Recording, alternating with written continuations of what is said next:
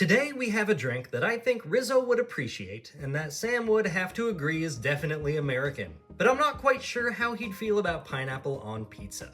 For today's drink, you'll need bourbon, coconut rum, pineapple juice, some cherries, and an ice wedge. Start by freezing your ice wedge or ice wedge glass. In a shaker, combine a ½ ounce of bourbon, 3/4 of an ounce of coconut rum, and 2 ounces of pineapple juice. Then shake it all up. Add some cherries to your glass to represent pepperoni slices, pour in the mixed drink, and enjoy. Cheers! I have really been enjoying these Diamond Select Muppets figures. The detail, paint, and articulation are great for these $30 sets. However, despite what's shown on the back of the box, the only accessory that this set comes with is the podium. The box features large windows on the front, sides, and even the top, so it displays well, and it's super clear to see that the other accessories are definitely not in there. The set also comes with a little stand for Rizzo, but he doesn't really need it, which is pretty surprising with those tiny feet and skinny ankles for such a top-heavy looking figure. Rizzo is one of my favorite Muppets, and I like how this guy turned out. The jacket is a soft, flexible rubber, but neither it nor the hat are removable. I know the Palisades figure has removable clothing and a ton of accessories, but it also costs more than this entire set. I do like that the hair and whiskers are pretty flexible, so I'm not going to snap those off. For articulation, the head is on a ball joint with a nice range of motion. The arms can hinge up and down and spin all the way around.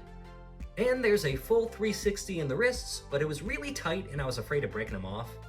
Same thing with the legs. Most of the joints were real tight and just needed that first move to get unstuck. He also has a 360 in the tail and can rotate at the waist. Now Sam the Eagle was an interesting choice to pair with Rizzo.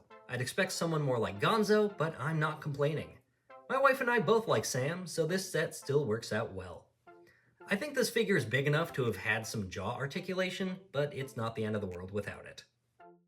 He can look up and down, and his head can spin a full 360. Same deal with the arms. Hinge up and down and spin all around. And for that matter, the tail as well.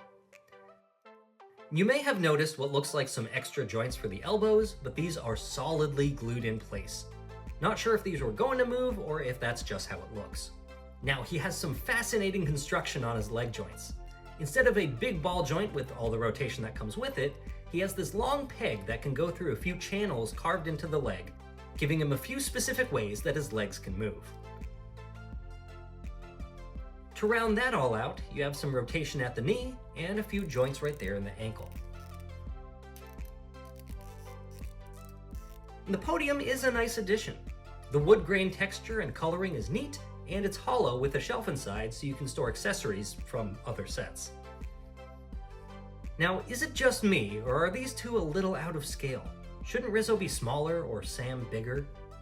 I was initially thinking that they may have made Rizzo bigger for the purposes of the articulation, but the Kermit has tiny joints and he works just fine. Either way, I'm impressed at how they captured the soft material of the Muppets in this harder rubber and plastic. Nice combo of texture and paint. Now I gotta see if I can find that Gonzo set and figure out what drink could go with him. Until then, good luck on your own figure hunt. Thanks for watching, and remember to always drink responsibly.